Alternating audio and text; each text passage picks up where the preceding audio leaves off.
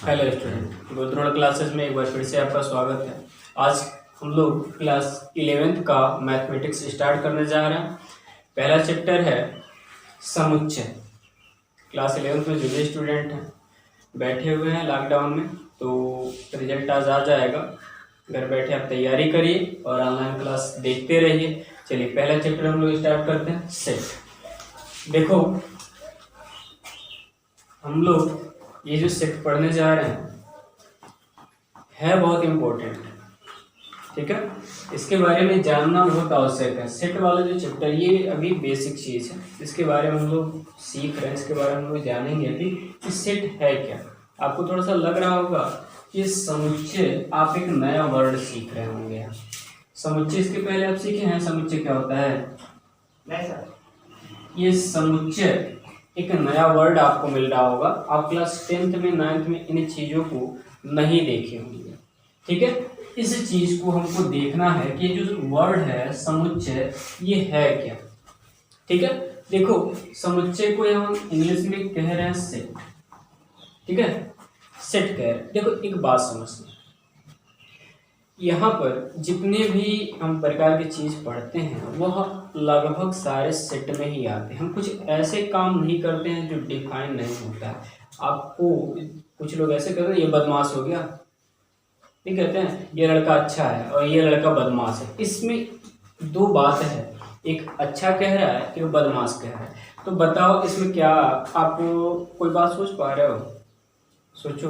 एक अच्छा कह रहा है, अच्छा कहने का मतलब क्या है? वो सही ढंग से कार्य कर रहा है। सही ढंग से कार्य करने का मतलब ये है कि वह एक अच्छे प्रकार के रास्ते पे चल रहा है। और जो बदमाश है वह ऐसे ऐसे काम कर रहा है जो डिफाइन नहीं है, जो परिभाषित नहीं है। मान लो कहीं कुछ कर रहा है, कहीं कुछ कर रहा है, कहीं कुछ कर रहा है ना। तो देखो सेट का मतलब होता है कि कोई ऐसा, सेट का मतलब सीधे सीधे समझना, सेट का मतलब होता है ग्रुप। ग्रुप का मतलब क्या होता है? समूह, ठीक है। सेट का मतलब क्या होता है? ग्रुप। और ध्यान देना, जब किसी समूह के बारे में बात की जाए, ठीक है, तो वही सेट होता है। अब एक बात सोचो, समूह के बारे में हम बात कर रहे हैं, हम कह रहे हैं कि वो सेट, ठीक है। लेकिन सभी समूहों के बारे में हम बात करेंगे और सभी समूह सेट हो जाए, ये भी नहीं हो सकता। उस समूह को ही सेट में लिया जाएगा जिस समूह की कुछ स्पेशल बात होती है, कुछ विशेषता होती है। विशेषता का मतलब ये है कि जैसे मान लो यहाँ 10 लड़के खड़े हैं, ठीक है, ध्यान देना। मान लिया जाए यहाँ पे 10 लड़के खड़े हैं और उन 10 लड़कों में सारे लोग यदि कक्षा 11 के होते हैं तो वह एक विशेष बात बता रहे हैं, नहीं बता रहे हैं सभी लड़कों का। जैसे यहाँ 10 लोग खड़े हैं तो हम सबका नाम लेके 9 बुला के और सारे लड़के 11 वाले ही हों, ठीक है, तो हम क्या उनको बोलेंगे? क्लास 11 इधर आ जाओ। एक ही वर्ड में बोल दिया ना, यानी कि क्लास 11 आपकी विशेषता हो गई, हुई ना। क्लास 11 आपकी विशेषता हो गई। अभी मान लो सारे इस क्लास के, ठीक है, 9th 10th 11th 12th इस कोचिंग सेंटर के सारे लड़के कहीं खड़े हैं। मान लिया जाए कि हमारे कोचिंग सेंटर में 50 लड़के पढ़ रहे हैं, 9 10 11 12 मिलाकर, ठीक है। अब वो कहीं बाहर खड़े हैं, कोई फंक्शन उनको अरेंज करा, मान लो छत पे जैसे झंडा रोहड़ वगैरह होता है, तो वहाँ हम आपको बुलाना चाहते हैं। क्या हम एक लोग को बुलाएंगे या 50 का नाम लेके बुलाएंगे? नहीं, हम यही बोलेंगे सारे स्टूडेंट यहाँ आ जाओ, या ऐसे कह देंगे जीडी क्लासेस के लड़के इधर आ जाओ, ठीक है। तो आप जो भी हो, आपके साथ एक टैग लग गया है कि आप जीडी क्लासेस के स्टूडेंट हो, ठीक है। देखो जब हम किसी ग्रुप के बारे में चर्चा करें, उस ग्रुप की कोई विशेषता हो कि उसी विशेषता की वजह से आप जाने जा रहे हो, तो वह सेट कहलाता है, ठीक है। जैसे एक बात बताओ, थोड़ा सा ध्यान दें, हम यहाँ लिख रहे हैं, ठीक है।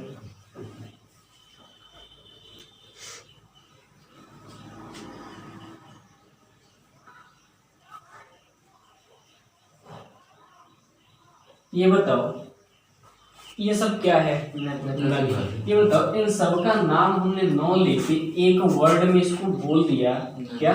नदी। ये बताओ ये सारे नाम अलग अलग है ना, लेकिन सबकी विशेषता एक ही है, क्या? नदी। कि ये सारे क्या है? रिवर।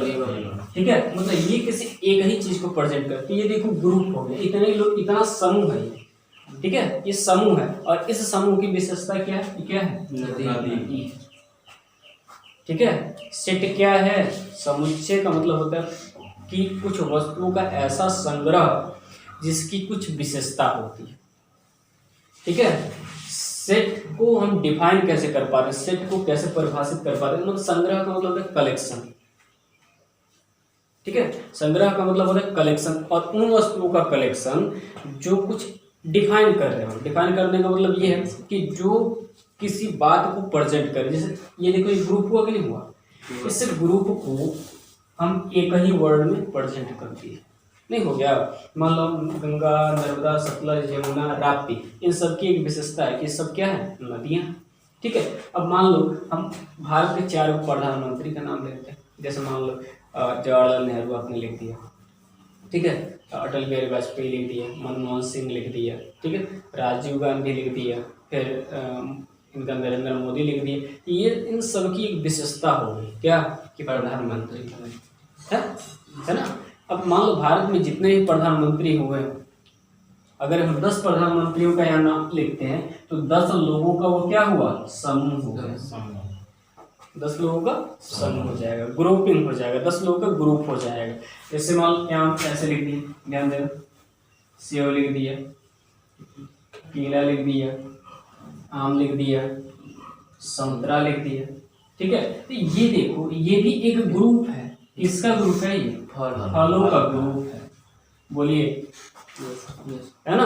अब अगर मैं ये जब किसी, देखो, जब बहुत सारे ऑब्जेक्ट हो, ठीक है, जब बहुत सारे ऑब्जेक्ट हो और उन ऑब्जेक्टों को लेकर जब हम ग्रुप बनाए और वह ग्रुप किसी एक बात को प्रेजेंट कर रही है, किसी एक चीज को प्रेजेंट कर रही है, तभी वो समुच्चय होगा। ये याद रखो। अब ध्यान देना, इसी में हम इस बात को एक लाइन और जोड़ दें, अभी देखो ये पूरा कलेक्शन बिगड़ जाएगा। जैसे यहाँ हमने जोड़ दिया आलू,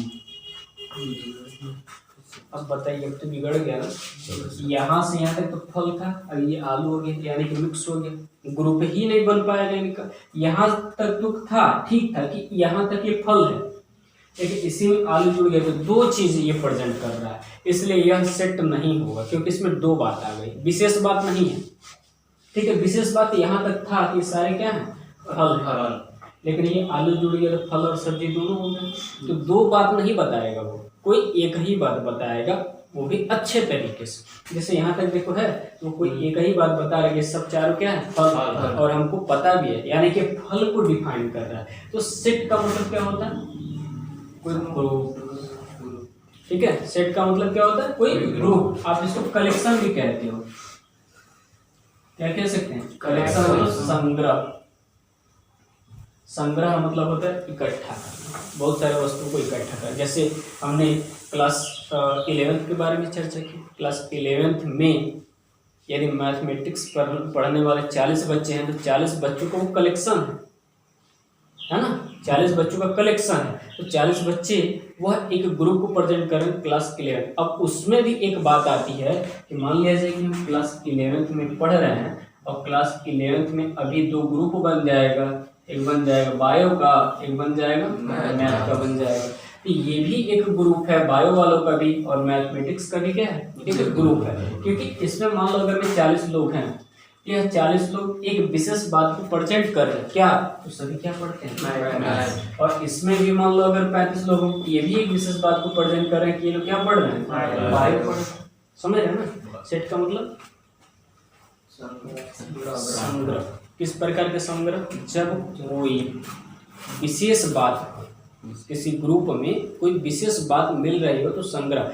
जैसे ऐसा नहीं कि कोई झुंड जा रहा हो, आप उसको सेट कह दे रहे हो। जैसे मान लो झुंड जा रहा हो तो उसमें कुछ गाय हो, कुछ भैंस हो, कुछ बकरी हो, तो वह कलेक्शन नहीं होगा, वह सेट नहीं होगा। लेकिन सिर्फ यदि बकरी जा रही है तो वह एक सेट हो जाएगा, क्योंकि सिर्फ बकरी है, उसमें एक ही बात होगा बकरी, और उसमें सिर्फ भैंस है तो भी है।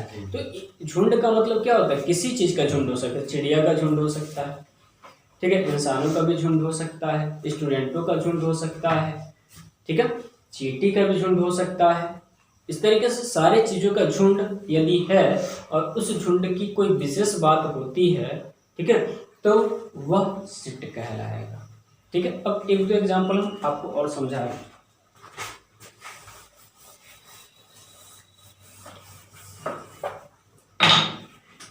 जैसे मान लो हम अंग्रेजी वर्णमाला लिखते हैं ABCDEFGHI ऐसे करके जेड तक लिख दिया। अब ये बताओ ये समुच्चय होगा कि नहीं होगा? होगा। क्यों होगा? क्योंकि ये भी वेल डिफाइंड है। समुच्चय का मतलब होता है कि वेल डिफाइंड ऑब्जेक्ट, मतलब अच्छी तरीके से परिभाषित वस्तु। ठीक है, अच्छी तरीके से, ये बहुत अच्छी तरीके से परिभाषित है। क्यों? क्योंकि यह अंग्रेजी वर्णमाला के अक्षर है, कोई इसमें और शब्द नहीं डाला गया है, ये सारे अंग्रेजी की वर्णमाला का है। इसमें कोई कॉम में डाला नहीं, कोई रोमन का लेटर डाला नहीं, तो यह किसी एक चीज को डिफाइन कर रहा है। और वह किस चीज को डिफाइन कर रहा है? अंग्रेजी वर्णमाला। अब यह देखो ये सेट है, ध्यान देना। ठीक है, अब इसमें दो तीन चीजें और हम बता रहे हैं। अब अगर मैं हमने AEIOU लिख दिया, ये बताइए सेट है कि नहीं है?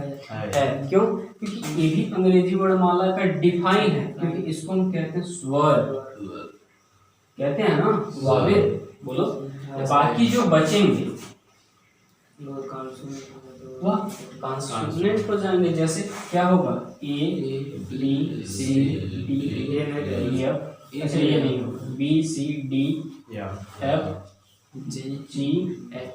GHI होगा नहीं, J ऐसे करके ठीक है। जेड, इसमें ध्यान देना, एक बात ध्यान देना, इन सबको छोड़ के जो बचा, ठीक है, मान लो 26 होता है टोटल ना, 26 में इन पांचों को निकाल लीजिए, 1 2 3 ऐसे ही, O होगा कहीं, ठीक है, और यहाँ U कहीं होगा, इनको छोड़ दीजिए। बाकी जो बचा 21 बचा, 21 को भी हम सेट कहेंगे, क्योंकि वह व्यंजक हो जाएगा।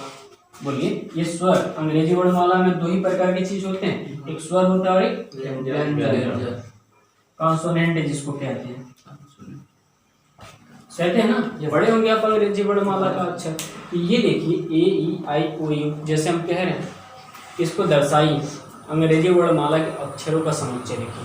तो अंग्रेजी वर्णमाला के जो अक्षरों का समुच्चय लिखना है, तो अंग्रेजी वर्णमाला में सारे अक्षर सबको लिखना। अब ये बोलते हैं अंग्रेजी वर्णमाला में स्वरों का समुच्चय सिर्फ लिखिए, तो अंग्रेजी वर्णमाला में सिर्फ स्वर को लिखेंगे।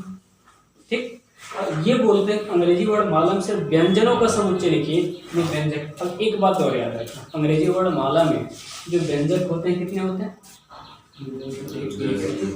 19 होते हैं। अंग्रेजी वर्णमाला में जो व्यंजन होते हैं वह 19 होते हैं। याद रखना, W और Y को अर्ध स्वर कहा जाता है। ठीक है, W और जो Y है वह हाफ वोवेल के नाम से जाने जाते हैं,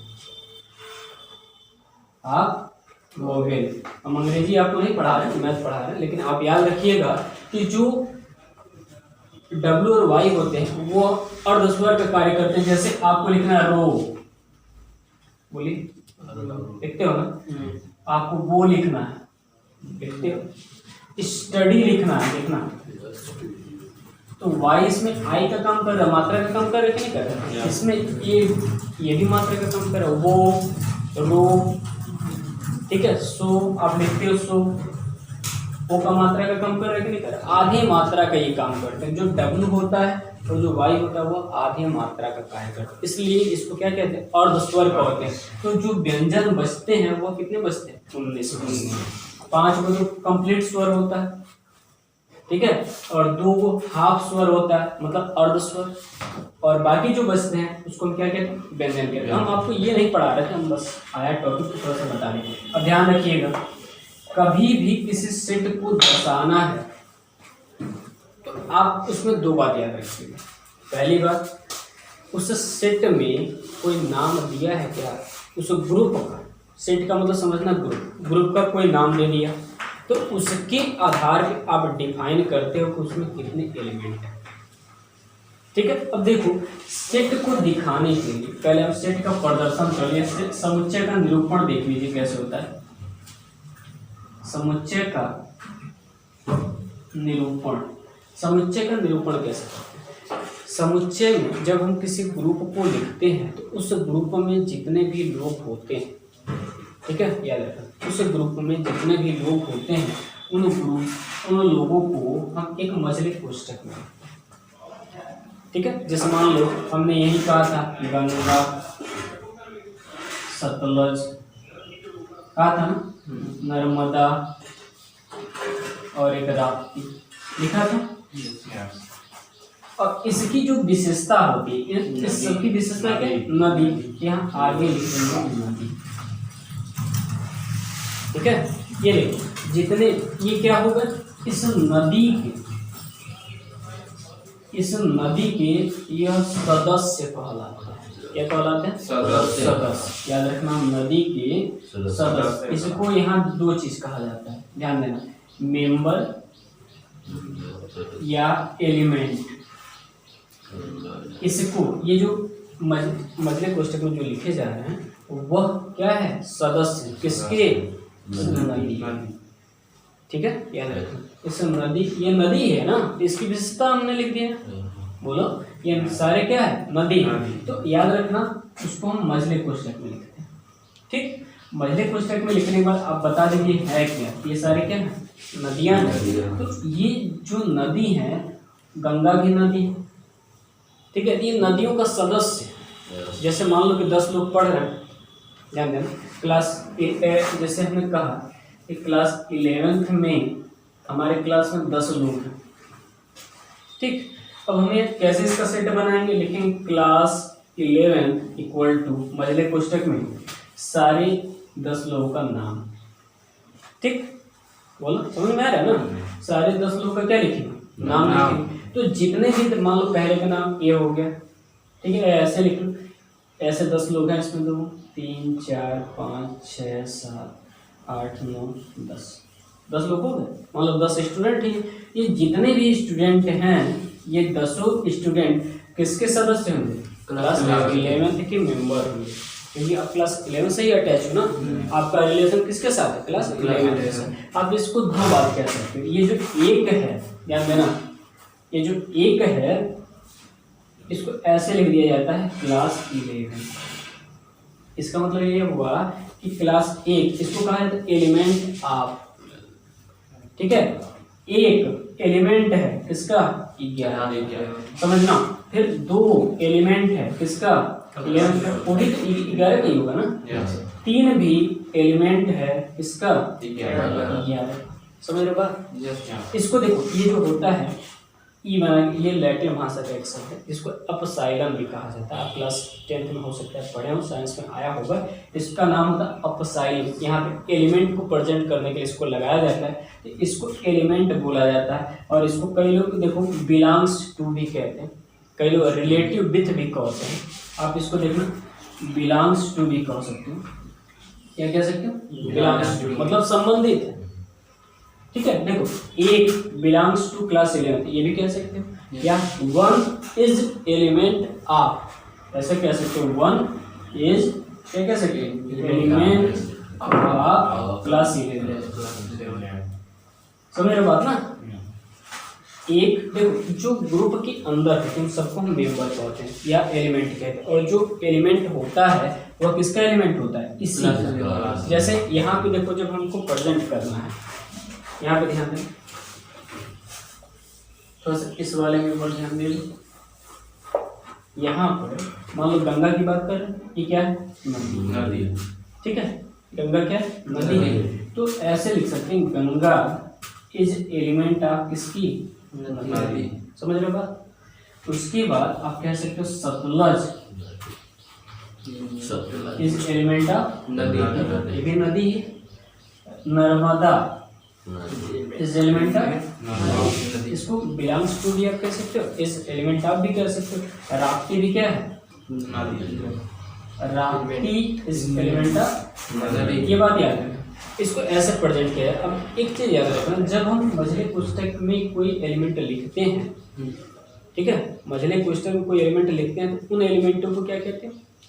सदस्य। यहाँ ध्यान देना, एक वर्ड आएगा अवयव। एलिमेंट का हिंदी होता है अवयव, ये जो सदस्य हम कह रहे हैं इसको आप अवयवय भी कहते हो।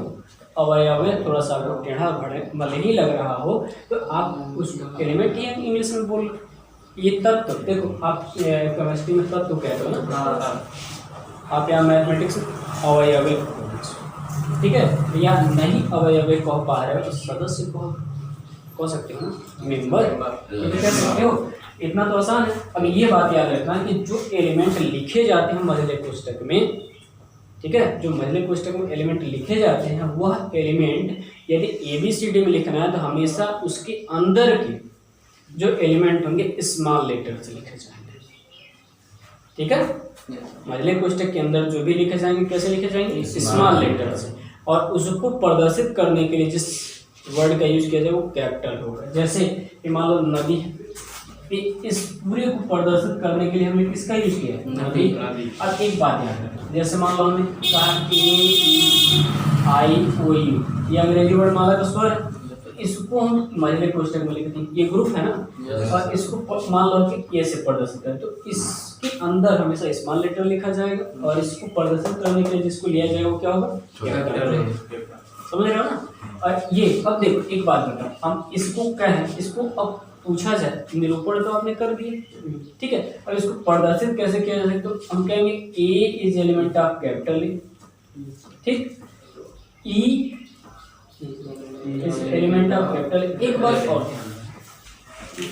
ध्यान, एक और नया चीज सीख, क्या सीख लोगे, ये जो ए है ऐसे भी लिखा जा सकता है, ठीक है। आप ये न लिख के यहाँ आर भी लिख सकते हो। आर का मतलब क्या होता है, रिलेटिव विथ। आर का मतलब क्या होता है, रिलेटिव विथ। कहने का मतलब ये है कि a relative with capital A, या ऐसे कहोगे ई रिलेटिव विथ कैपिटल ए। इसका मतलब क्या हुआ, ई रिलेटिव विथ कैपिटल ए यानी ई कैपिटल ए से संबंधित है, ठीक है। यही चीज आगे आपको पढ़ना है। तो आप यहाँ आर अभी न जाने, लेकिन आप आर जाने भी तो बेटर होगा आपके लिए, ठीक है। ए रिलेटिव, ठीक है। अगर हम आई को लिख तो देखो दोनों तरीके, दोनों एक ही बात है, ये कहो या ये कहो, दोनों एक ही बात। ये लिखो तो एलिमेंट बोलना, और आर लिखो तो रिलेटिव विथ बोलना, समझ रहे बात ना। आप अगर ओ लिख रहे हो, ओ रिलेटिव विथ ए या ओ इज एलिमेंट, एक ही बात है, समझ रहे हो ना, एक ही बात है, ठीक। अब इतना समझ में आ रहा है कि नहीं आ रहा, बताओ। आया समुच्चय तो आप समझ गए होंगे। समुच्चय क्या है, किसी ग्रुप को जो डिफाइन कर रहा है उसको निरूपित करना, ये भी हमने बता दिया। एलिमेंट कैसे बताना है, ठीक है। अब हम एलिमेंट भी यहाँ बताना कर दिए, एक बार करो समझ। जैसे मान लो हमने ए लिख दिया है, ठीक है, और इसके अंदर बहुत सारे एलिमेंट लिख दिया, 1 2 3 4 5 6 7 8 लिख दिए। अब अगर मैं ये बताना है किस प्रकार से अटैच है एक दूसरे से, तो 1 इज एलिमेंट ऑफ ए या 1 रिलेटिव लिख सकते हो। सबको हम सबके साथ लिख सकते हैं। हम 6 को ये भी कह सकते हैं 6 इज एलिमेंट ऑफ ए या 6 रिलेटिव विथ ए भी कहा जा सकता है। कोई कंफ्यूजन नहीं इसमें, ठीक है, कोई कंफ्यूजन नहीं होनी चाहिए, ये बात याद रखना। जितने भी एलिमेंट होते हैं इसके अंदर वह सारे इसी के सदस्य होते हैं, चाहे आप किसी को भी ले सकते हो, ठीक है, चाहे आप किसी को भी लेते हो सारे इसी के मेंबर होंगे। अब मान लो कि हमको 3 को लेना था, हम 3 इज एलिमेंट ऑफ ए लिख सकते हैं, 3 रिलेटिव में क्या लिख सकते हैं, ए लिख सकते हैं, समझ रहे हैं ना। अब इतना लिखा जा सकता है। अब ध्यान दें, समुच्चय 2 टाइप से प्रदर्शित किए जाते हैं, ठीक है, ध्यान दें। समुच्चय यहाँ पे कितने टाइप प्रदर्शित किए जाएंगे, 2 टाइप से। पहला टाइप ध्यान दीजिएगा,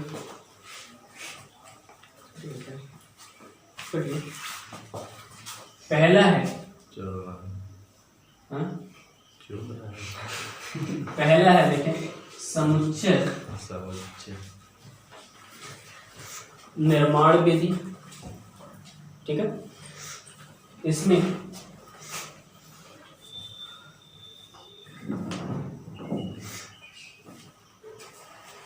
और एक है सूची विधि,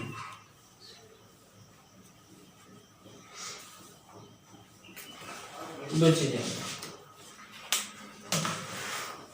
जो समुच्चय निर्माण विधि का मतलब थोड़ा सा ध्यान देना। निर्माण विधि का मतलब ये होता है कि जब हम कोई समुच्चय लिख रहे हैं और उस ग्रुप होता है ना, और उस ग्रुप की जो विशेषता होती है बस वही बता दीजिए तो वह निर्माण विधि होती है, ठीक। और सूची विधि का मतलब होता है कि उस ग्रुप में जितने एलिमेंट हैं सबको लिखिए। तो खासकर समुच्चय निर्माण विधि मतलब ज़्यादा यूज इसलिए होता है कि मान लो हमारे पास क्लास 11th का स्टूडेंट है तो 100 बच्चे हैं, 100 का नाम लिखेंगे तो सूची विधि हो जाएगी। और बस ये कह दें क्लास 11th के स्टूडेंट है तो वह निर्माण विधि। अब ध्यान दें, एक बात ध्यान दें, जैसे मैंने लिखा AEIOU लिखा, ये मान लो कोई सिर्फ ए है तो ये जो विधि लिखी गई है ये सूची विधि है। सभी एलिमेंटों को बारीकी लिखना सूची विधि होती है, ठीक। अब इसी चीज को हम एक बार ऐसे लिखेंगे। अब इसकी सिर्फ विशेषता बता दीजिए, ठीक है। इसकी विशेषता क्या है, ये सब क्या है, वावेल है, स्वर है ना। तो आप इसको कैसे लिखोगे, ये कहाँ का स्वर, अंग्रेजी वर्णमाला का स्वर है। सिर्फ विशेषता लिख दीजिए, अंग्रेजी वर्णमाला का स्वर, ये निर्माण विधि होती है। सिर्फ विशेषता जब लिखती हो तो वह निर्माण विधि कहलाती है। और सारे एलिमेंटों को अलग अलग लिखते हो क्या कहलाए, सूची विधि कहलाए। समझ रहे हैं ना। अब ये बताओ, इस पूरी को ध्यान दें, इस पूरे को यदि हम मान लें कि ये यक्स हो, ठीक है, ध्यान दें, इस पूरे को हम क्या मानेंगे, यदि यक्स हो तो आप कहोगे इसको कैसे निर्माण विधि में दर्शाओगे, लिखेंगे यक्स और दो को ऐसे पाई लगा देंगे, इसको आप अनुपात कहते हो ना। यहाँ सच दैट कहा जाता है, इसको क्या कहा जाता है, सच दैट मतलब ऐसा है कि, सच दैट का मतलब क्या हो, ऐसा है कि यक्स क्या है, यक्स ये बताएंगे क्या है। तो इस पूरे को मान लो हमने यक्स कह दिया, यक्स सच दैट, यक्स कैसा। अब देखो यक्स ऐसा है कि जो यक्स है ना वह क्या है, अंग्रेजी वर्णमाला का स्वर, माला का क्या है, स्वर। सिर्फ इसकी विशेषता बता दीजिए। यहाँ यक्स दो बार इसलिए लिखा जाता है, कभी कहीं कहीं पे यक्स ऐसे लिख दिया जाता है तो समझना एक ही चीज, सच दैट ही कहा जाता है। और यह यक्स इसलिए लिया जाता है क्योंकि हम सबको तो यह लिख नहीं पाएंगे, तो पूरे को सामूहिक रूप से क्या ले लेते हैं, यक्स ले लेते हैं। और वही बताते हैं ये जो पूरे हैं वो क्या, अंग्रेजी वर्णमाला के स्वर। अब जैसे हमने नदी लिखा हुआ था वो किस विधि में होगा, सूची विधि में होगा। जैसे यहाँ पे सारी नदियाँ हमने लिखा था, मान लो पहला हमने गंगा लिखा, दूसरा सतलज लिखा था, उसके बाद राप्ती था, गंगा था, यमुना था, ठीक है। ऐसे मान लो बहुत सारी नदियाँ लिखी जा सकती है, ठीक है। अब ये बताओ ये कौन सी विधि लिखी गई, सूची विधि। कौन सी विधि, सूची विधि। जब सबको ऐसे लिखा गया है अलग अलग सारे एलिमेंटों को जब मझले कोष्टक में लिखा गया तो याद रखना वह सूची विधि। और मझले कोष्टक में ही निर्माण विधि में लिखा जाता है। तो कैसे लिखेंगे निर्माण विधि, ऐसे लिख दीजिए नदी, या मान लो इसको हम यक्स से प्रदर्शित कर रहे हैं, ठीक है। ये जो नदियों का नाम है तो किससे प्रदर्शित करें, या आप नदी ही कह रहे हो तो नदी यही सबसे बेटर है, क्यों, यहाँ पर नदी हो जाएगा। तो इसको अब देखो ये कौन सी विधि लिखी गई है, सूची विधि। और इसको यदि निर्माण विधि में लिखना तो आप लिखो पूरे को क्या मान लो, यक्स, लिख दोगे such that x, x such that x. अब ये बताइए है नदी है, कहाँ की नदी, भारत की ना। तो आप सिर्फ लिख दीजिए नदी है या सभी नदियां हैं, ऐसे लिख दीजिए, या ऐसे लिख दीजिए भारत देश की नदियां, ठीक है, अपने ही देश की है ना। लिख दीजिए भारत देश की नदियां, बस। ये निर्माण में इस्तेमाल किसमें, नहीं वो जैसे कैपिटल हम जानबूझ के लिखे उसमें इस्तेमाल ही लिखा जाता है। जैसे अंग्रेजी वर्णमाला जब लिखोगे ना तो इस्तेमाल से, ये तो कोई नाम हम पर दिखा रहे हैं ना, नाम अच्छे स्थान पे बड़ा क्या, ये नाम है इसलिए हमने लिखा है ना। जैसे मान लो नदी गंगा है पूरा लिखेंगे तब ना, इसलिए हमने दिखाया हुआ। तो भारत देश की नदी है। अब हम कुछ और भी एग्जाम्पल ले लें। तो ये बताओ ये जो दो चीज़ आप पढ़ रहे हो, ये दो चीज़ क्या है? एक तो समुच्चय को प्रदर्शित करने की विधियां हैं, ठीक है। समुच्चय को प्रदर्शित करने की दो विधियां होती हैं, एक निर्माण विधि जिसमें क्या करते हैं, समुच्चय या दिए गए ग्रुप की विशेषता बताते हैं, ठीक। दूसरी क्या चीज है? सूची विधि, उसमें दिए गए ग्रुप के सभी सदस्यों को लिख दिया जाता है, ठीक है। सभी सदस्यों को जब लिख दिया जाएगा तो वह सदस्य सूची विधि में आएंगे, और जब उसकी सिर्फ विशेषता लिख दोगे तो वह निर्माण विधि में आएंगे। अब जैसे एक बात और देखना,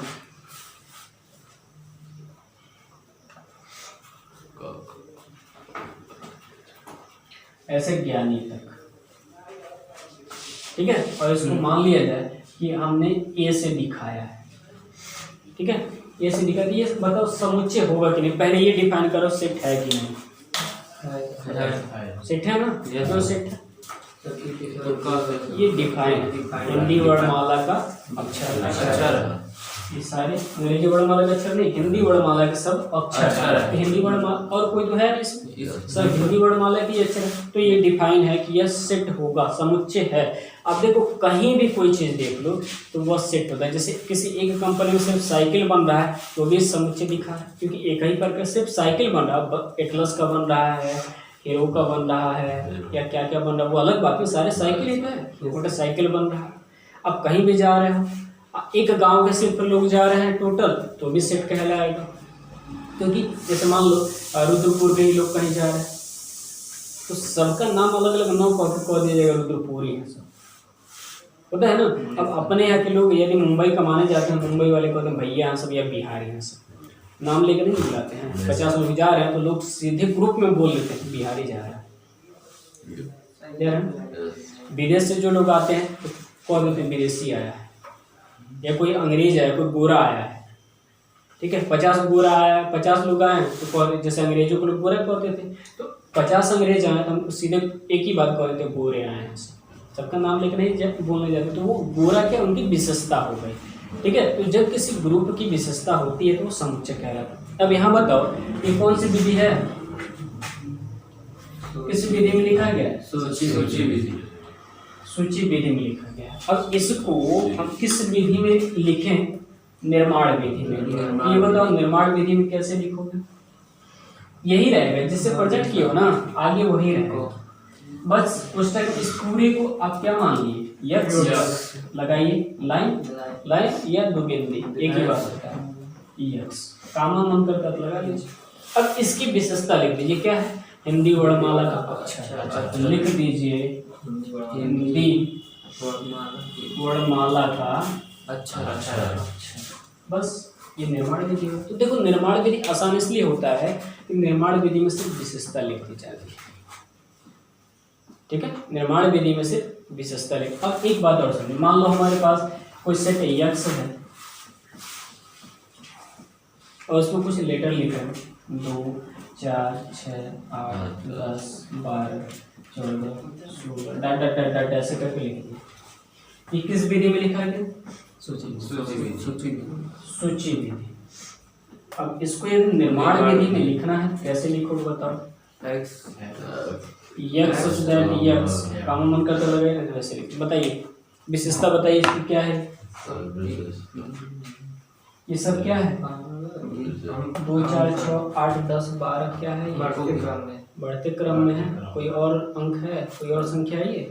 हाँ सर, उसमें सम संख्या है ना, सब देखो सब सम संख्या है। तो आप दो चीजें लिख सकते हो, पहली बात 2 से विभाजित संख्या है या सम संख्या है, आसान तरीका। तो यक्स सच दैट यक्स क्या है? सम संख्या, बस। अब इतना लिखने से बेटर है यही छोटे में लाइन। अब सम संख्या जैसे मान लो, अब एक बात बता, अब उल्टा हम करने जा रहे हैं। अब हम एक ग्रुप लिख रहे हैं यक्स सच दैट यक्स, ठीक है, ऐसे लिख दिया।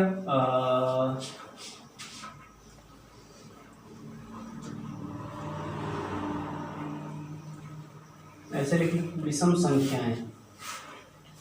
ये कौन सी विधि लिखी गई है? निर्माण विधि। कौन सी विधि? निर्माण विधि। और यदि इसको अब सूची विधि में लिखना है तो कैसे लिखोगे? विषम संख्या। अब सिर्फ नंबर लिखना है, 1 3 5 7 9 विषम संख्या क्या होती है? 1 3 5 9 11 दो कहाँ विषम संख्या? कहाँ तक? अनंत तक विषम संख्याओं को लिख पाएंगे। ठीक है, ऐसे करके अगर मैं हमने यही लिख दिया, ध्यान देना, ए पे हम कोई और वर्ड डाल दिए, जैसे मान लो यक्स सच दैट यक्स कक्षा 11 के विद्यार्थी, कक्षा 11 के विद्यार्थी। अब लिखेंगे ए बराबर कक्षा 11 में जितने विद्यार्थी हैं सबका नाम। ठीक है, मान लो किसी का नाम ए है, नाम है इसलिए कैपिटल लिख रहे हैं, किसी का नाम बी है, किसी का सी है, किसी का डी है, ऐसे करके जेड तक नाम हो सकता है ना। तो ये देखो, ये सूची विधि और एक निर्माण विधि, इतना समझ में आ रहा है? बोले इसमें कोई दिक्कत हो तो बताना। अब इसमें समुच्चय के प्रकार है, समुच्चय के प्रकार हम आपको कल बता देंगे।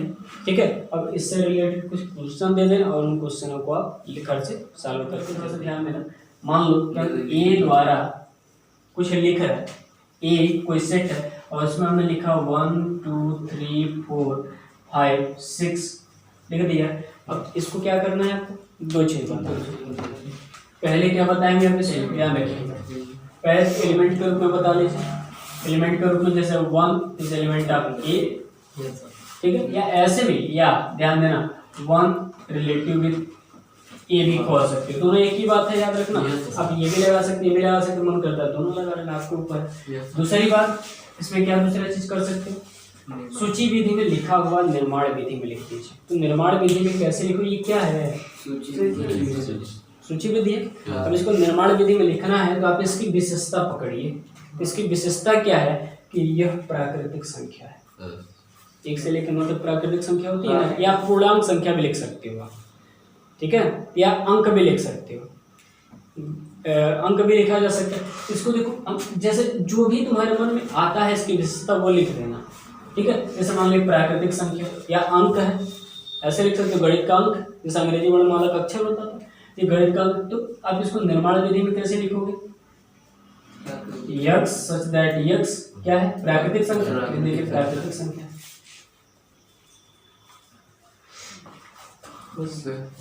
समझ रहे हैं? तो कुछ क्वेश्चन लिख दें, क्वेश्चन आपको सॉल्व करना है। वैसे डिस्क्रिप्शन में आपको व्हाट्सएप ग्रुप का लिंक मिल जाता है, आप उसको शेयर यदि नहीं भी करते हो तब भी जितने भी लोग ये वीडियो देख रहे हैं घर पे ज़रूर बैठ के इन क्वेश्चनों को सॉल्व करें, क्योंकि लॉकडाउन में पढ़ाई करना आवश्यक हो गया है। ठीक है, ऐसा नहीं कि क्लास चलेगा तभी आप पढ़िए, जहाँ तक हो सकता है आप ऑनलाइन क्लास ही अटेंड करें तो बेटर होगा। ठीक है, आज का वीडियो हमारा यहीं तक होगा, अगले वीडियो हम फिर मिलते हैं, धन्यवाद।